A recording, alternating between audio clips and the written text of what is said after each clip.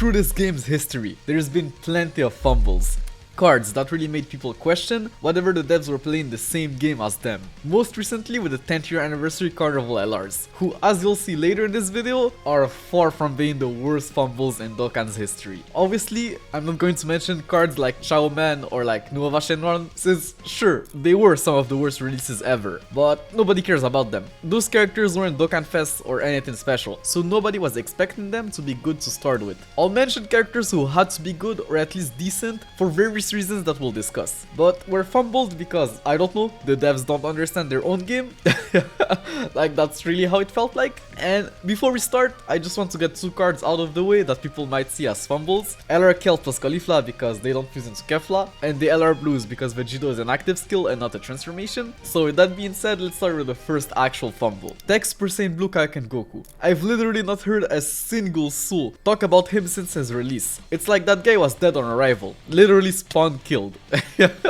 And I think that it's mainly for one reason: the HP sacrifice on Super. That's a pretty big drawback to have on a unit, especially one that supers multiple times. So why doesn't he stack? I feel like if this unit at least greatly stacked attack on Super, like all of the other Super Saiyan Blue Kaioken Gokus, or even better, attack and defense, he wouldn't have been hated that much on release. Like, how is Hit greatly stacking both attack and defense, while Goku isn't even stacking anything while losing 5% HP every turn? Like, the INT Hit he came with is just so far and away better than him. It's laughable how much it's not even close, when it should have been the other way around. Like, Super Saiyan Blue Kaioken Goku is the hype card here, the card most players were waiting for. So I just don't understand, why is he so much worse than Hit, while also losing 15% HP every turn? Like, that's just crazy. But not as crazy as what they did to the 10th year anniversary Carnival LRs. LR INT Goku plus Frieza. Not only did this card steal the place of a potential standalone Orange Piccolo, which could have been the perfect partner for LR Beast Gohan, they just completely fumbled the Frieza part of the card by only giving him damage reduction below an HP threshold. And the problem is that this was his only defensive mechanic. So at full HP, that guy was literally just a feather.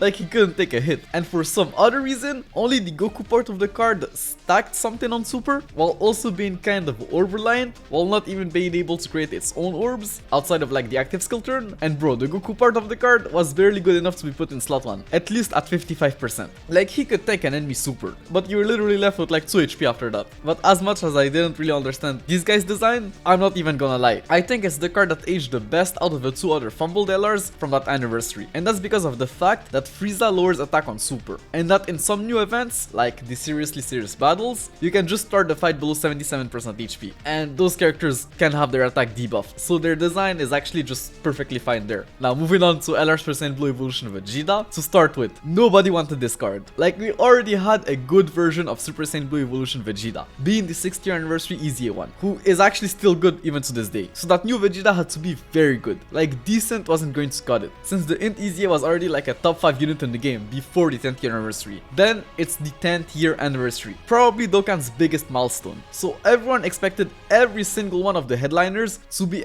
absolutely phenomenal and the best units in the game. Like, people expected the ranking at the end of the anniversary to basically have the top 6 units be the anniversary headliners, followed by the EZAs and Super EZAs of that celebration. But Strength % Blue Evolution Vegeta, even though being a good card, just didn't live to people's expectations. Like, he's better than his INT counterpart on his best turns, but also way worse on his worst turns. Because yes, that's another problem with that Vegeta. He's very RNG reliant. Like, he needs a pretty decent amount of orbs and additional super attacks to actually look better than his INT counterpart, which actually sucks. But honestly, my biggest issue with that guy, personally, was the fact that he was not a slot 1 unit, because INT Super Saiyan Blue Evolution Vegeta was still a very good unit. So I wanted to run him on this new 220% Universal Survival Saga team. But every time I tried to, I had 3 units on my team who couldn't link together. So this just made that team so obnoxious to play, because 1 out of 3 rotations had to be stuck with like 2 Super Saiyan Blue Evolution Vegetas on rotation, who had to be played in slot 2 or 3, but couldn't link together. Like, bro, it was just really bad. And since they also both needed a lot of ki, which was kind of hard to do when you didn't have any links active. Like, I generally think that if that guy had like a unique name, people wouldn't have hated him that much. And when you look at the other headliners, they just seem so much better than him, which just made him look like a big fumble. Honestly, just imagine if that guy was an LR% Blue Evolution Vegeta, an PHY Goku tag unit. He would have been able to link with the INT Blue Evolution Vegeta. And imagine if the PHY Goku part of the card was just like an absolute beast. Like, it would have been like crazy. That's just like a missed opportunity, I feel like. But instead, we got a card with no active skill, no transformation, no revive, like literally nothing. Just an intro and like a unit super attack, bro. Like, that's it. Now, I don't think this guy is objectively a fumble, but to me he is, and I'll explain to you why. Like, don't get me wrong, he was pretty good on release, but my problem with him is that it's LR% Gohan, the hypest card from arguably the best saga from Dragon Ball Z. So I expected this guy to be an absolute beast, like at least on the level of LR% for Goku. But instead, we got a card that was quite frankly just mid. Like, the guy was alright offensively and defensively, but he didn't really do anything crazy, and his design was just so weird. Like, I don't understand, why does he have a ton of additional super attacks, and once he loses those additional super attacks, he gains crit chance, like guaranteed crits. Like, how are we supposed to build him? Do we go full additionals to maximize his offense after 5 turns, or do we give him full crit to maximize his offense for his first 4 turns, or do we just go full dodge to maximize his defense? Like I already said, I feel like he doesn't really excel on anything, just good enough defensively and offensively, but without providing anything more to the team. Like, it's Super Saiyan 2 Gohan at standalone 1. Judging by how good the other 2 LR Super Saiyan 2 Gohans were on release, I expected him to be an offensive beast. Not only against multiple enemies, like just an offensive beast everywhere. Like, did they forget that Super Saiyan 2 Gohan's gimmick was to be a nuker? But I guess at least he's an SVR monster, so if they ever release like an extreme super SVR or something like that, he might actually cook there. But we'll see. Now, let's go further back in time to, I think, the fumble that disappointed me the most. The LR Blue Boys, aka We Saiyans Have No Limits. This is probably like a biased opinion since I'm a huge Vegito fan, but for context, it had been a while since we had seen a new Vegito card at the time, and that version of him, like a Blue Goku and Blue Vegeta that fuses into Vegito Blue, was like the most anticipated unit at the time. Like, every time someone asked what's a unit you would want to see in the game, this was like definitely in the top 5 of almost everyone. That was the unit people wanted to see at the time, and after teasing us for like a year or 2, they actually did it and dropped the card we wanted with Dokkan original animations and honestly an insane leader skill. But then we looked at their kits, bro. And sure, they weren't bad, but they had so many things that just were so frustrating. Like, for example, the fact that they just didn't stack on their 12 key, which alone would have made them a way better unit at the time, and actually made them age better than they did. Then they only had guard for 4 turns, but couldn't transform until at best the 5th turn, which was actually a best case scenario. Most times, you would get them to transform way later than that, because yes, that's probably the biggest fumble about that card. Like, what were they thinking when they made that transforming condition? Like, it would have already been bad if the blue duo were phenomenal, which they weren't. They were like decent at best and literally dodge or die after their guards wear it off in slot 1. And bro, in slot 2 or 3, you literally just died.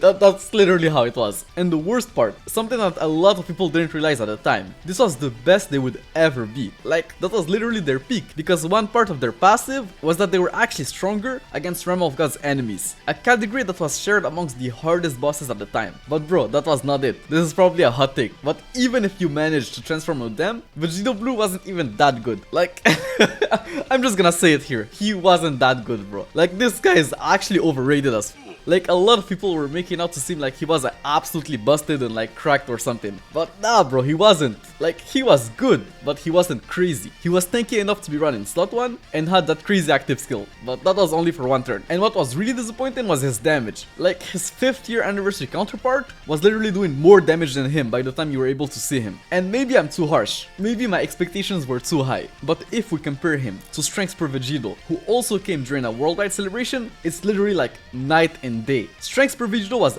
absolutely insane and clearly the best unit in the game. This wasn't even the best unit in the game at the time, which just didn't make sense to me. And it's probably a biased opinion, but I just don't care. This guy should have been number 1. Like, out of the 4 cards they released, the blue duos were definitely the worst one, with the worst design. It wasn't even close, bro. But they just fumbled him so bad, bro. So bad. This is for sure for me like the biggest fumble in Dokkan's history.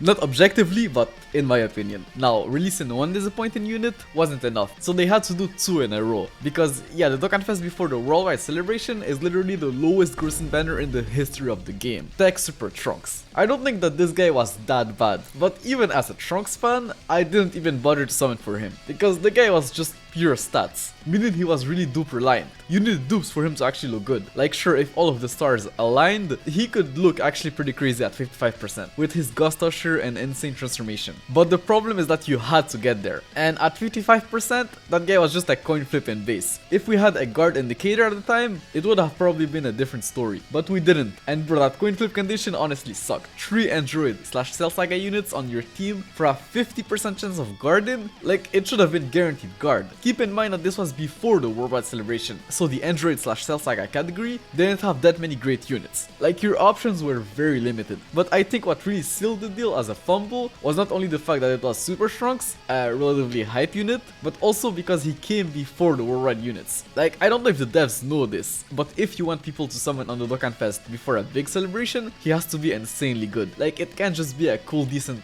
at best card.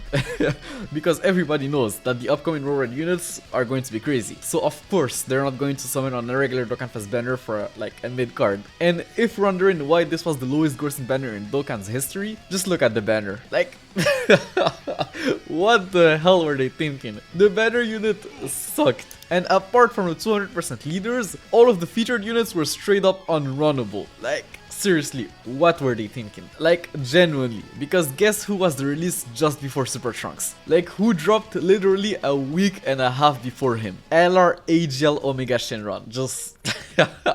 bro, 3 fumbles in a row. That's just crazy. But yeah, the problem with this guy was simply the fact that he was restricted to the GT bosses category. A category that was absolute garbage at the time. The fact that he led it was already bad, but then he had the most important part of his kit stuck behind that category too. Like, if he just gained 5% damage reduction per extreme class allies instead of GT bosses category units, he would have been phenomenal and one of the best extreme class releases the game had known to date. But nah. I'm convinced that the devs didn't even look at the GT bosses category before releasing that guy. Like, ain't no way. They looked at it and thought it was okay to restrict that guy behind that category. There's just no way. I simply refuse to believe that. And the worst part is that this was also a very anticipated unit. Like, people were waiting for so long for an LR Omega Shenron, and that's what they gave us. Like, like, bro. And that guy could actually probably easy this year or sometime. Now, still from the same year, just a couple of months back, we got probably the most questionable releases of all time. Like, that unit is just proof that the devs don't test out their units before releasing them. Like, how the hell did they release an LR base form Goku, the 3rd base form Goku that year, with possibly the worst kit a summonable LR ever had relative to their time of release? Like, bro, all this guy had was stats, raw stats, which is only good if you have like enough of them. Like, for example, TEQ Full Power Jiren. He was also just stats when he first came out, but for that time, those stats were actually very good. That Goku could barely break the 1 million defensive mark in like his best case scenario, when bosses were launching 2 to 3 million super attacks and did like no damage against one enemy, which most bosses were at the time. So yeah, that guy was basically just nothing. Literally nothing. He had no value outside of very niche events like SBR or the Cyberman event. Like, I guess he was actually pretty good in that Cyberman event, but I'm not going to summon on a garbage legendary summon banner for a unit that's good in the Cyberman event. Like, brother. If I'm summoning for a premium LR, he better be good in the hardest event in the game. And before you say that he was good in the world tournament, okay, sure. But if you had in Demon King Piccolo, who released shortly before him, there was legit no reason for you to run that guy in the world tournament. Demon King Piccolo is simply just better, and by so much. Like, if that guy had an active skill similar to Demon King Piccolo, then it would have been fine. I would have probably dropped like a multi or 2 to get him, because that's actually something worth your stones. But nah, this guy was just trash, bro. Complete garbage. But at least the fact that it was a base form Goku made it not that bad of a fumble. Like I said previously, this was the 3rd base Goku that year, and I don't know what better port to LR they could have given us from the Tree of Might movie, but still an extremely questionable release, and unsurprisingly, the 2nd worst grossing banner ever. Now, this is probably in my top 5 or even top 3. The Limit Breaker Super Saiyan 4s. I know that not everyone is into heroes like that, but for me, those guys were definitely some of the units I was the most hyped for in that game's history. Simply because they just looked so cool. Like, bro, just look at that aura, like the colors, like...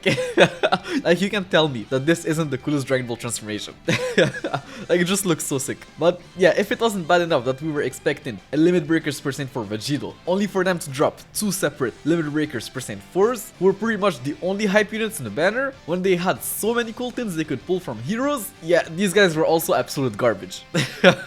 Like, okay, maybe Goku was alright with some dupes due to his damage reduction, but Vegeta was just straight garbage. Like, those restrictions were just so bad. Like, for them to have the best part of their passives actives, which was damage reduction for Goku and an additional super attack for Vegeta, while also running them both on the same rotation as they were meant to, you basically had to run them on a full Dragon Ball Heroes team, which would have been fine if they were phenomenal and that the other super class heroes characters were also insane. But nah, these guys were just bad in game, and I think that it was mainly due to their low stats. Like, they legit had free-to-play characters level of stats. Like, do the devs even double check unit stats before release? Ain't no way this wasn't an accident. Like, the heroes lineup from the previous years had regular stats. Even their super attacks animations were lackluster, which wasn't something that I personally cared about because I actually liked the fact that heroes characters had quick super attack animations. It helped you clear events faster, but I know that some people skip them because of that. Like, the only redeemable thing about them is that they had 200% leader skills. Garbage ones, but 200% leader skills nonetheless. Something that we didn't expect them to. Like, this was a surprise. Like, nobody expected these guys to have 200% leaders. No, this probably wasn't a fumble for most people, but for me it was. Limit Breaker Super Saiyan for Broly and TEQ Berserk Vegeta. I was really looking forward to these units, and to see that they were basically unrunnable in hard content was pretty disappointing,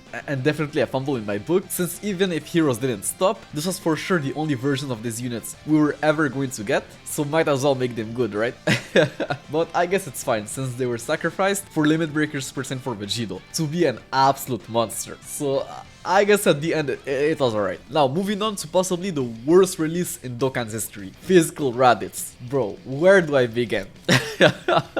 This game was literally so bad on release that people genuinely thought it was an April Fool joke. Like, like I really thought the devs were pranking us. Like, there was just no way this guy released like that. Like, it had to be a joke, bro. And that they were going to buff him the next day, or like give him an easy or something. Could have been a fun gimmick, but nah, bro. Like, they just released him like that, like thinking he was good enough. But just how? Like for real, how? There's a 0% chance that they tested this guy before release. 0. Like, there's no way someone ran this unit anywhere and thought it was okay to release him. They're impossible. Impossible. Like, for real. Like, now like, I'm actually serious. There's literally 0% chance that someone tested this guy before release. Like, that guy had nothing, bro. Like, Raditz was clearly built for, like, SBR or an event with multiple characters. But he wasn't even good in SBR. He literally did no damage and had no defense. Like, he was just not that guy was nothing, bro. He was literally useless everywhere. Every single event in the game, that guy was useless. Like, literally he was a meme card. Like, his banner unit was like 10 times better than him. Like, he was on par or even worse than the actual April Fool card, bro. Like, how? Like how, bro? And who thought that it was a good idea to give a 2022 unit a supreme damage multiplier? Like, I understand that he's a Neo unit, but the hard content of the time was the Red Zone, a mode where you faced single enemies. And bro, Tsuki after performing a final blow. Nah, that's just crazy. Like, even if he guarded all attacks after delivering a final blow, he would have still been bad. Even if he had 50% damage reduction and guard after delivering a final blow, he would have still been bad. But that's just something else, bro. I'm literally lost for words. Like, it's I just can't believe this. I can't believe this garbage made it out the live servers. Like, there's just no way. Like, if you were a Raditz fan, I'm just so sorry for you, because this is for sure the only Dokkan Fest Raditz we're ever going to have. Another reason why found in a card like that was so bad. Like, bro, when you release those types of, like, not so hype characters, they have to be good. They have to be good. Like, you can't release a character like Raditz and not make him good. And the worst part is that they literally released Dokkan Fest Ginyu a month prior, and the guy was actually insane. So much better than Raditz. It wasn't even close. So what the hell happened? And I wish I could tell you that this was it. We weren't going to talk about something worse in this video. But nah bro, nah. Omatsu had one more in him. Because literally within the same year, he thought that it was a good idea to make the hypest unit in the recent years, possibly the game's history, an active skill. LR Beastless Gohan. The hype was through the roof at the time. I still remember it like it was yesterday. The hype was something else. This is also around the time where I actually started my YouTube channel, and I remember that I made an actual concept for that guy. A concept that in my opinion wasn't even that crazy, but they still managed to give us something 10 times worse. Like for those who weren't around, they literally waited almost a year from the GP release of the Dragon Ball Super Hero movie to drop that guy in game, and they teased us so badly. Like legit every major celebration, people were like, yeah, it's Beast Gohan and Orange Piccolo. Yeah, it's Beast Gohan. Tanabata, Beast Gohan. World Celebration, Beast Gohan. Beast Gohan for sure. Every other game and their mother had Beast Gohan by the time we even got a teaser about him. And for the teaser, it literally looked like they were both going to be transforming units. So it was already disappointing to see that Orange Piccolo was just a giant transformation. But most people didn't care about Orange Piccolo. I personally was more hyped for him, so I was happy that he was at least very good. But then I still remember it clearly to this day.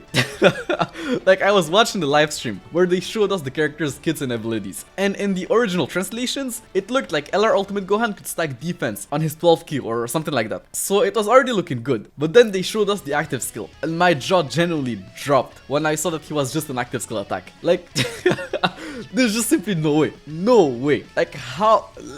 Like there was just no way. And when we got their official translations, yeah, it was just over. Like this guy was so much worse than Piccolo. Like it wasn't even close. While Piccolo had a 3-turn billion damage giant transformation, least Gohan had a 2 damage active skill, bro. Was basically unrunnable after his entrance wore off, which only lasted 3 turns by the way. This guard was usable for 3 turns?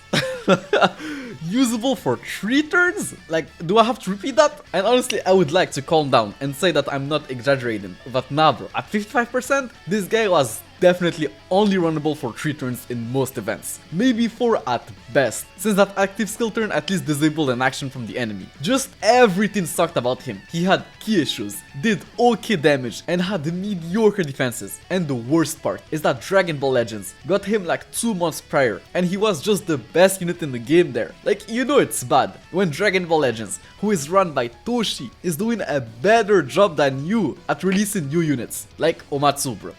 Omatsu was definitely on something at the time. All we wanted was a playable Beast Gohan, that's all bro, a playable Beast Gohan, and they couldn't even deliver. Like genuinely, if the animations were just recolors and his hair was white with the same leader skill, same link set, same kit, same everything, I would have been disappointed for sure, but at least it would have been a playable Beast Gohan. This was just the worst case scenario, the absolute like worst timeline bro, the worst timeline. Still in the same year, like no idea how they fumbled so many units that year, but yeah, Omatsu was on a rampage bro.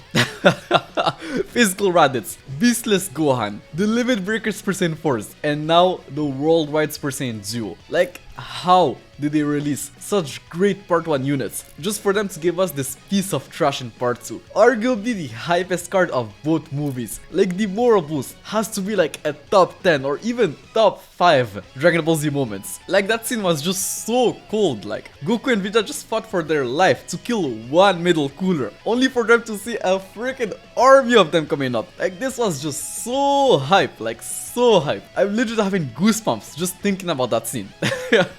Like bro, Goku was like, it was nice knowing you, Vegeta. Like bro, you know it's bad when Goku tells you that. Like you know it's bad bro when Goku says something like that. Like it was just crazy.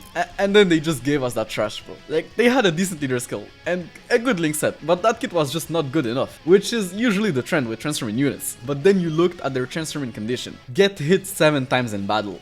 This had to be a joke. Like it would have been bad if they had to get hit like 4 times. And now you tell me these guys who could barely take normals, let alone super attacks, had to get hit 7 times? Yeah, Yeah, this just killed them on the spot. Like, spawn killed, bro. Literally dead on arrival. I don't think anybody talked about them after the World War celebration. And even transformed, they weren't even that good. Like, if they had their transformed kit turn 1, they would have literally just been mid or like decent at best. So them having it like after I don't know how many turns, yeah, this was just such a fumble. But at least now with the tag mechanic, it's actually possible that they release that card again in the future as a tag unit. So it's not that bad. I'm sure that unit as a tag, like a tag character, could be pretty cool. So I'm definitely hyped for that. And just when I thought that we were done for the year, like this was for sure the most forgettable release of 2022. And it's clear why. They just had nothing. These guys were literally just stats. Like the stats were honestly decent enough at the time, but the problem with units that have raw stats is that they just age out so fast, which was very sad because this was arguably the most requested TOR of 2022. Every single week, I would open the Dokkan subreddit and see a new concept about the resurrection of F, Blue Goku and Vegeta exchange unit. And they also had a very good and anticipated 200% leader skill, basically giving a 200% leader skill to every Realm of Gods Goku and Vegeta. I also don't know what Omatsu was on when he designed that exchange Vegeta. Like, events weren't even that short at the time, so why was this guy only runnable for 3 turns? Like bro, there's just no way. He needed 3 rainbow key spheres to tank something, but couldn't generate them after his 3rd turn from first appearance. This was just like a very questionable design choice. So yeah, definitely a fumble. And bro, when I thought again that we were done for the year, nah bro, nah. 2022 was really the year of disappointment, which isn't surprising. Like, it was one of the biggest power creep jump the game had known. So new releases had to be of a certain standard, and new standard. But for some reason, it looked like a lot of those releases that year were designed before the 7th year anniversary power creep, and they just didn't bother to update them. For example, TEQ Great Ape Vegeta. It was already disappointing enough that him and Goku didn't have 200% leader skills, but they generally just made so many bad design choices with this guy that I just don't know what they were thinking.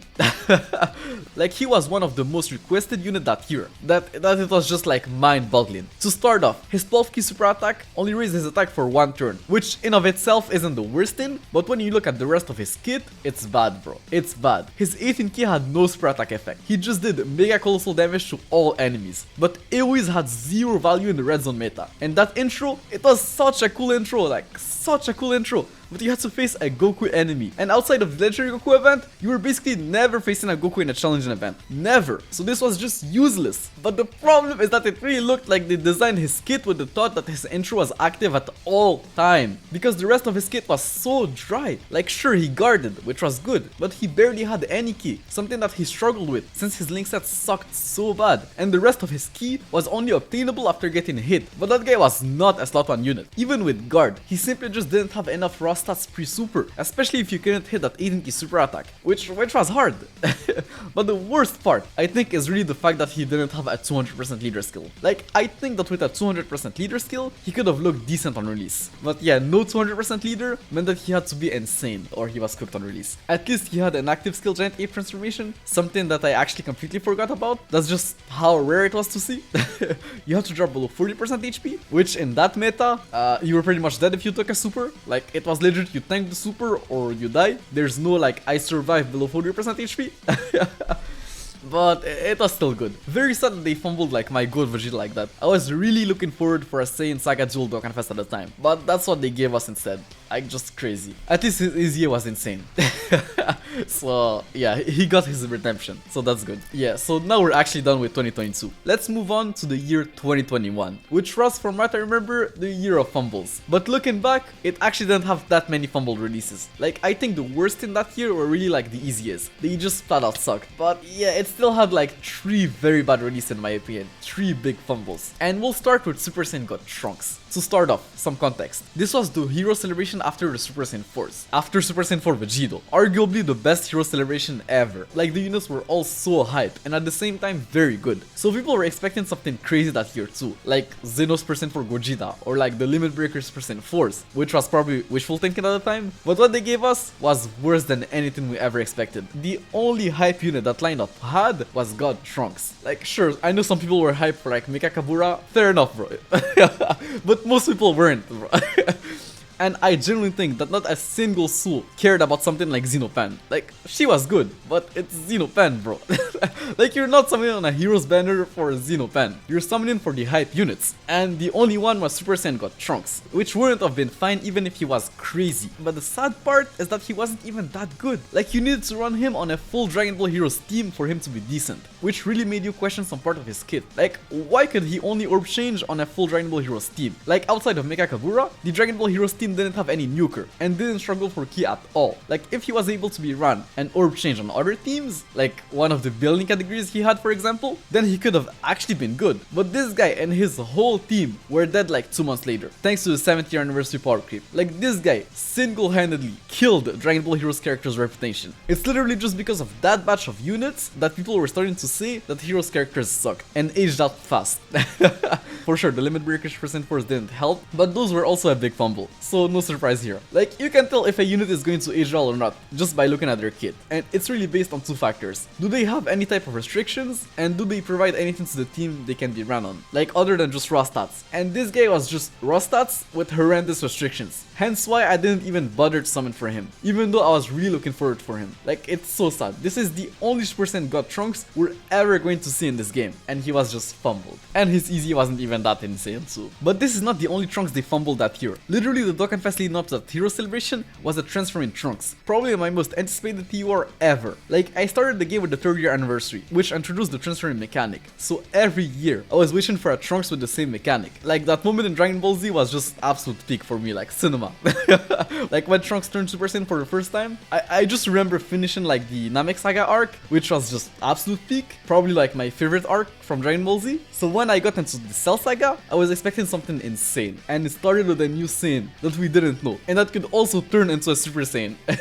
And Frieza was like the strongest villain we had seen so far, and he just cut him into pieces like he was nothing, just to then tell us that even stronger enemies were coming, stronger enemies than him. Well, it was just so peak, bro. And then they dropped him in game, and I was like, okay, he's actually not bad in base. Then I saw his transforming condition, I was like, okay, like not so bad. Then I looked at his kit, bro, wait a minute, looked back at his transforming condition, made some quick math just to make sure that I'm not crazy, and instantly realized that they fumbled my boy. Like, this was at the time the worst designed Dokkan Fest TUR in Dokkan's history. I think that honestly to this day, this is literally the worst designed TUR in Dokkan's history, outside of like Raditz. Like, if we exclude Raditz, I think this is literally the worst designed TUR in Dokkan's history. Like, it really made you question if the devs played their own game. He needed to perform 6 attacks to transform. He could only perform 5 attacks within the same turn, and that was if you were lucky. But the problem was that his transformation was clearly built for SBR, or some weird events that they never released, because there's just no way. Tell me, when are you going to debuff an enemy on turn 5? And for some reason, they just overloaded his kit with crits. Like, what? This was the first and only unit in Dokkan history that was objectively worse transformed. He not only had more damage, but also more defense in base. So there was legit no point on transforming this guy. Just build him full crit and keep him in base. But who wants to play base Trunks? Like, what we, Trunks fans, wanted was to use Super Saiyan Trunks. How do the devs don't understand that? Like, I just don't get it. I'll never forgive Omatsu or whoever designed that unit. Like, this was just such a fumble. At least he should easy at some point, which could at least fix his transforming condition by giving him like more additional attacks in base. So I guess there's hope, but his design is so weird that, bro, I think that even his easy is going to suck, bro, like, genuinely. But I hope I'm wrong. I hope I'm wrong. They also dropped LR Super 17 that same year, really one of the Dokkan releases of all time. Like, I personally don't think he was as bad as people made him seem to be, but his design was clearly flawed. He was restricted to 2 different categories, which was already very bad. Like, you needed both Android and Target Goku category allies on your team to fully utilize that guy. Like, sure, you had many units who had both categories, but he led the Android and GT bosses categories. Like, bro, what is GT bosses even doing here? Like, he was a unit that you once run with Target Goku category allies, and GT bosses was a terrible category that needed so many buffs at a time, and that's the buff they gave it a unit you couldn't even properly use on that team, then for some weird reason, they didn't even give him big bad bosses, the same way they shafted his AGL Dokkan Fest counterpart, by the way, and gave him Fused Fighter instead, a link you legit never proc on his teams. And also, why did he have a 50% chance of getting Q and getting hit? Like, why not just make it guaranteed? Why did it have to be like a high chance? Like, it's not like it was going to be too OP or anything, like generally just weird, questionable design choices. But I think that his biggest problem, and the reason why people were so disappointed with him, is that he was the first GT bosses unit we had gotten in a long time, but didn't help that absolute garbage category due to how they designed him. So that was actually the biggest problem. Like, he had to be good, bro. He had to be good for the sake of that category. Now, let's go to Saiyan Day 2020 and take a look at AGL Transferring Bardock. Also a unit that was very hype, but was just completely dead due to poor design choices. He had a very weak leader skill, like probably one of the worst Dokkan Fest TR leader skill at the time. Stack defense on Super, which was good in the Legendary Goku event, but the problem is that they introduced that guy with a new challenging event,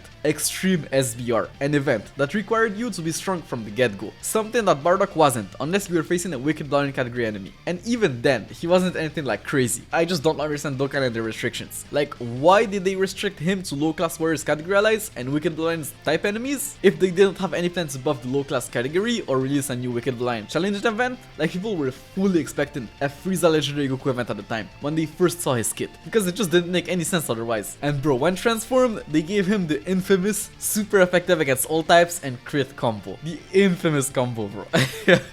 And if you were running this guy at all, it was probably against a Wicked Blind category enemy. So what was even the point of that? Like, they should have just given him guard or something, or just not give him garbage restrictions. So yeah, this was definitely like a disappointing release, even more so on global, since his celebration pretty much had nothing. One of the driest global celebrations like ever. No idea what they were thinking at the time. And bro, his EZA was also garbage. Like, like that Bardock was literally just cursed, bro, cursed. We then had the 5th year anniversary Fish Play LR, which is definitely not that bad of a fumble since he was a Fish Play unit, but this is probably the only version of that card we'll ever get. And you've all heard how hyped the 5th year anniversary was, so you can guess that seeing him and LR Zamasu be the first LR EZA was pretty exciting at the time, but that's until we saw his kit. Like, I know this video is not really about EZAs, but that guy pretty much dropped with an EZA. Probably the main reason why his release was so disappointing, because it was clear that if they were to fumble this EZA, it was just over for him. Like, LR EZAs became a thing with him. Super EZAs weren't even in the picture. So at the time, this guy was legit dead on arrival, spawned killed, with no chance of becoming better in the future, because his whole gimmick was to get last hits, but all he got from them was 20% attack and defense up to 50%. So you had to kill 3 units for him to look somewhat okay. Like, nah bro, this was just pure trash. Truly one of the worst design choices ever, especially during arguably the hypest anniversary ever, literally. We then had the worldwide headliners of 2019, Transforming Cell and Transforming Gohan. Like, this was in my opinion one of the hypest celebration ever. Like, it was the first download celebration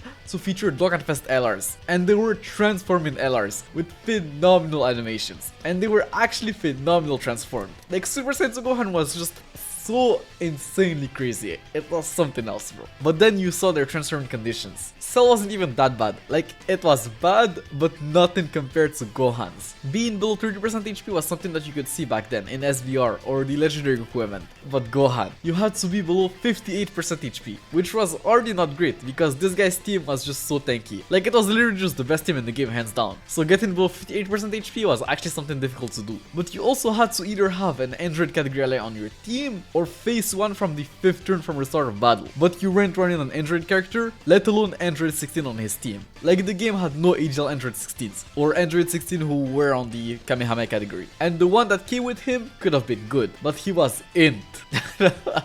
This decision alone tilts me to this day, because in the original leaks, he was actually AGL, so everything looked fine. So you can imagine that when we saw that he was actually INT, bro, we were just so furious. And even if you managed to somehow pull both Gohan and Cell was already the worst Dokkan Fest LR in base. So running him on Gohan's team that had so many better options, a team that he didn't quite fit into, was already bad. But the sad part is that he was your best Android option. Like, bro, honestly, I just don't know what they were thinking with that transforming condition. And what pisses me off even more is that it will never be fixed. Like, they just fumbled his transformation forever. Like, this is just so unfortunate. Definitely one of Dokkan's biggest fumbles. At least Gohan was very good in base, and Super Sensu Gohan wouldn't have been as cracked as he was if that transforming condition was easier to get. I guess at least it was balanced in a way. Now, moving on to Dokkan Fest TEQ Hit, the first global first Dokkan Fest T-War, which was literally the personification of the global shaft. Like, he literally had the worst Christmas celebration ever, the shitmas celebration, while also not being that great himself. Like, he was a 2018 unit with 0 defense, like legit none in his kit. And it wasn't 2016 anymore. Like, defense was starting to become somewhat useful and actually important. So this guy was legit just a stun or die unit that you could only run in SBR. With some decent RNG, you could actually cook with him and Strength Jiren. Like, to be fair, with RNG, those two literally stream rolled that event, like it was crazy. Like, one of the best SBR rotations in Dokkan's history. But the keyword here is RNG, you know? And RNG just isn't fun when the whole unit's kit relies on it. Like, this guy was legit just a gambling card. And the worst part is that while we were having one of the worst celebrations ever on Global, guess what JP was having? Possibly one of the hypest dual Dokkan Fest in Dokkan's history. Dragon Ball Super Gogeta and Broly. So yeah, with context, this was definitely a fumble. A big one, bro. Now, this one I don't even think was that bad, but I've seen a lot of people mention him as one of the worst releases ever. And it's in Goku Black. This guy was very hype at the time. Like, at Dokkan Fest transferring Goku Black with insane animations and one of the best looking SSR cards ever, yeah, it was just so cool. Like, his whole aesthetic was just like perfect. But then we saw his kit and transforming condition, and it was just over. Like, he had no base defense and needed to super multiple times to build up. But the build up was just so slow because he didn't have any star from defense, while also doing no damage before building up and having to be above 80% HP in the 6th turn for him to actually turn into Rose. Okay, now that I've said it out loud, it was bad, bro. It was bad. But I think I just didn't have the time to grasp how bad he was on release, because the Legendary Goku event dropped literally like 1 month after his rival on Global, and he was just an absolute beast there. So on Global it was fine, but on JP, this was for sure disappointing on so many levels. Definitely not as bad as the other characters on this list, but still worth mentioning. We then had TEQ Super Trunks Broly. Like, brother, what the hell was that, bro? So for context, this was back in 2017, and they had just dropped LR TEQ Rose and Zamasu, a phenomenal LR, that same month. So the extreme tech type was in a decent spot and just needed a good Neo Gods leader. Then they teased this guy, and in his original teaser we couldn't tell that he was going to be a Super Saiyan 3 Broly. People just expected him to be a regular legendary Super Saiyan Broly. Like, we had the legendary Super Saiyan Broly as like the OG monotype leader, then like as the Gods leader, so it only made sense for the Neo Gods leader to also get like a legendary Super Saiyan Broly. But no, he was a Super Saiyan 3 Broly, a version of Broly that hadn't been seen in a Dragon Ball game since honestly I don't even know when. So this was obviously extremely hype. But then people saw his kit, and bro, this guy was just so bad. Like, sure, he did damage, but to do damage you had to sacrifice his defense, which was pretty bad, because even though defense wasn't as important at the time, there's still limits to that. Like, having 0 defense is bad, and will always be bad, and it didn't take that many orbs for him to get pretty close to that. So yeah, he couldn't tank anything unless you gave him no orbs. But then he didn't do as much damage as the other Neo Gods leaders who came before him, at the exception of like AGL Super 17. But at least AGL Super 17 was tanky after a little build up. So yeah, this guy was definitely a fumble. But what made him a very bad fumble at the time is that easiest weren't at 10. So in people's mind, this was literally the only version of that card they were ever going to see, and he sucked. We then had a card that was legit so bad on JP that they had to literally buff it on Global, or else nobody would have summoned for him. Physical Goku Black. To start off, he was a demigod leader, so his leader skill was already not that great.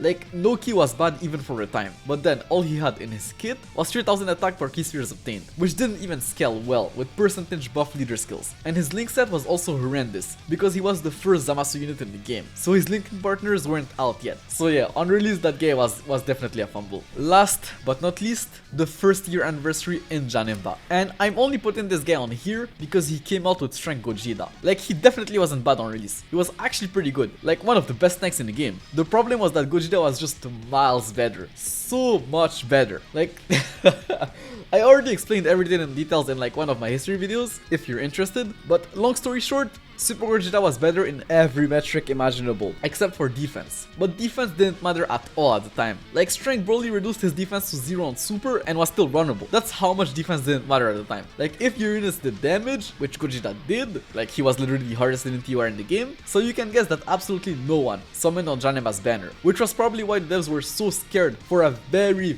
long time to drop Anniversary Extreme extreme class units. They thought that these units were just not hype enough or something, which wasn't always true. Villains like Broly, Frieza, Cell, Goku Black, like even Boo, were definitely hype enough to be featured on an anniversary. They just had to be good, on par, if not better than their superclass counterparts, which was absolutely not the case there. So if you really think about it, this was Dokkan's biggest fumble, because it basically stole from almost every anniversary an extreme class Dokkan Fest, like single-handedly, bro. Like the state of extreme class units was where it was because of that single mistake being INT Janemba or Strength Gogeta, depending on how you want to see it. Because yeah, Strength Gogeta was obviously just too good for the time. But if Janemba was just at least on the same level as Gogeta, the history of this game would have probably been completely different. Anyways, this is the end of probably my most controversial video ever, like a lot of hot takes and biased opinions. Of course, feel free to disagree with me in the comments down below, and if you think that a specific unit should have made that list, also let me know. But yeah, that was it. Leave a like if you've enjoyed the video, it helps more than you think, and I'll see you in I don't know how long. Take care, peace.